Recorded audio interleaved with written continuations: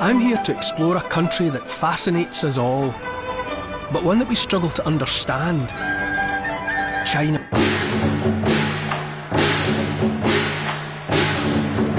It's taken another great leap forward, to steal a phrase from Chairman Mao. And surprisingly, playing a part in this transformation are Scots. Meet unexpected people. Wanted to check out my walk and roll. But as my Oriental Odyssey nears its end, I want to hear from the next generation.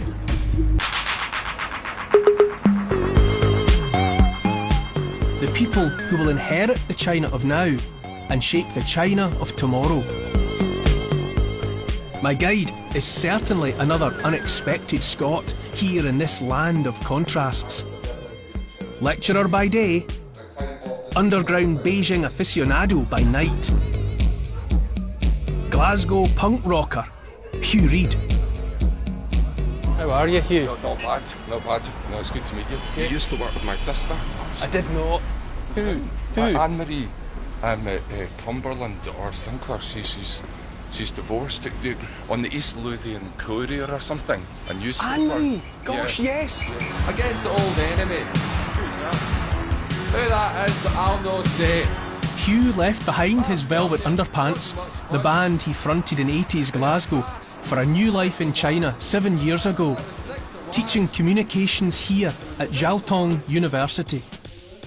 His students are the first generation born under and taking advantage of the openness afforded to them by China's re-engagement. First up for me, the controversial topic of freedom. Yep. I think you really look like William Wallace. What was that? You look like William Wallace. William Wallace! Like, really, really, really. In great part. And your haircut and your eyes are very charming and Fantastic. That's great. I'm really, really pleased about handsome. that. That's all. That means I look like Mel Gibson. That's great. Yes. Are you optimistic about the future? Yeah, of course. Are you excited about China's future? Yes, definitely. There are many obstacles just in front of us. But I believe that maybe we should try more and always stay optimistic. But I'm finding optimism is not a universal theme here. I think more and more problems are coming out into existence. Nowadays, Chinese are living under great pressure. It's still surprising to hear opinions being discussed, views being exchanged.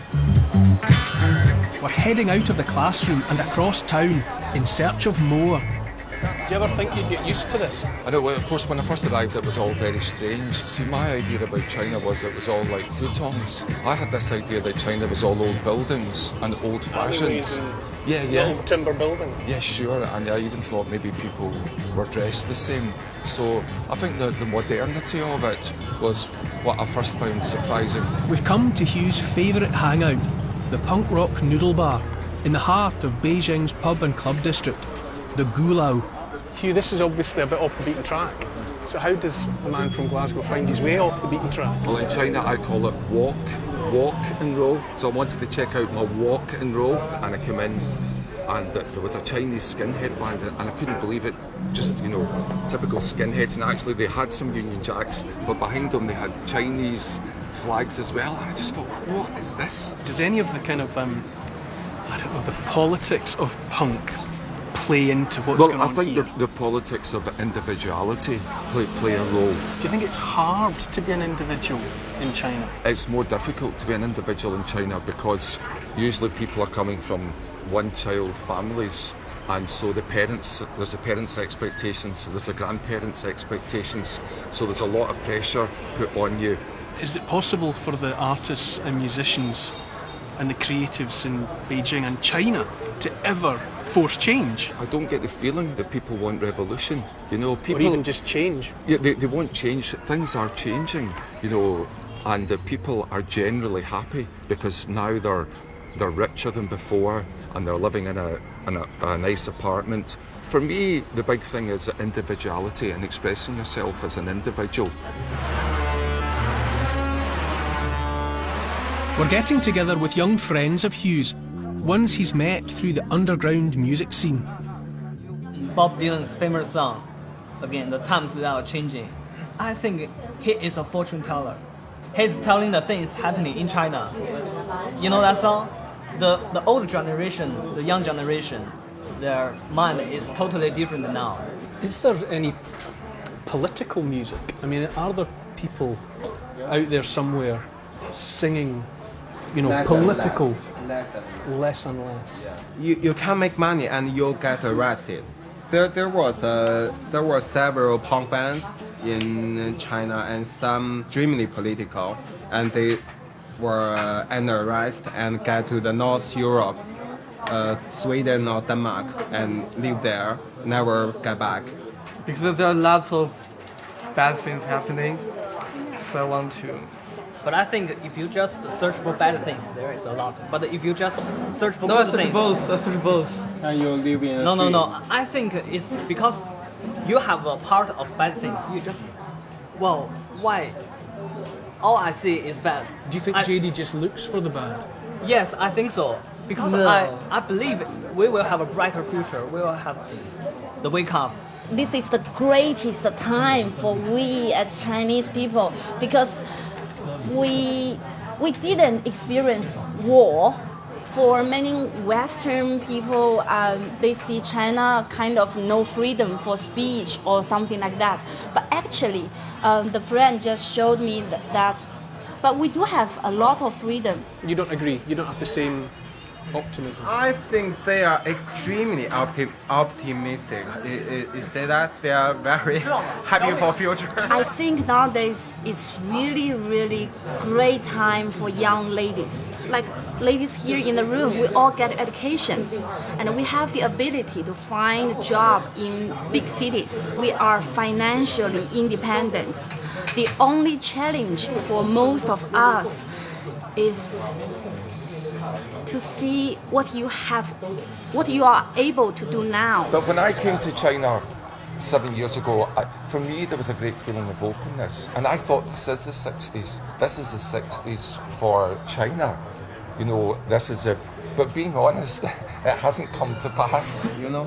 People are awakened now. People keep sleeping more and more.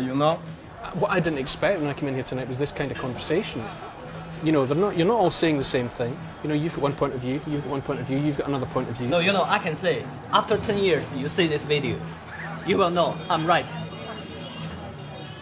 Who could have predicted that at the end of my journey, I'd be propping up a bar, enjoying an ex-Glasgow punk rocker, entertaining a Chinese audience in their mother tongue, but with an unmistakable accent. 谢谢大家，谢谢大家。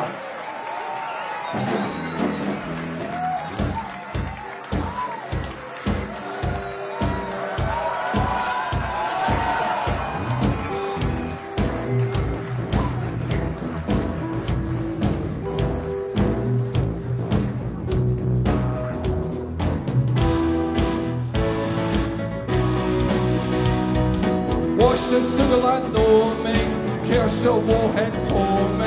我唱歌在村上，但不穿的裤上。你发疯了吗？你发疯了吗？你发疯了吗？ In the words of David Cassidy, I think I love Hugh. He's shown me a side of Beijing that I would never have discovered on my own. And being with him, seeing that quiet, understated enthusiasm that he has for his teaching and then for his music, it's inspirational. I think what I've learned is that Scots can come out here, anyone can come out here and be another version of themselves.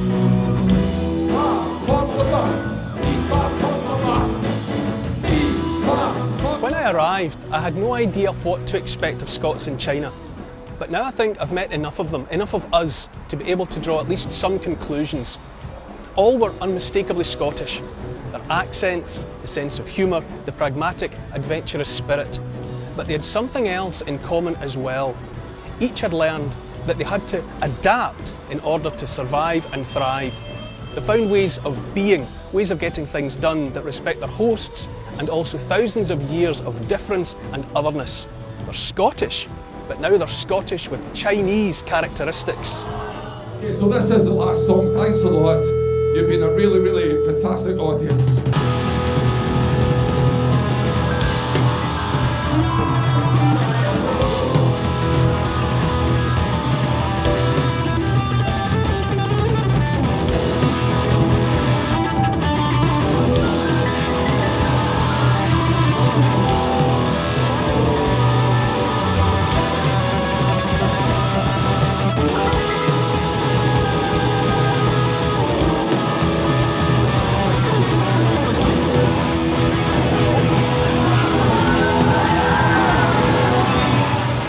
the man that makes it happen. Welcome to the fucking hell. Okay, Yeah. there you go. That's China with Chinese characters. Yeah, sure, definitely. You've been the audience. Good night.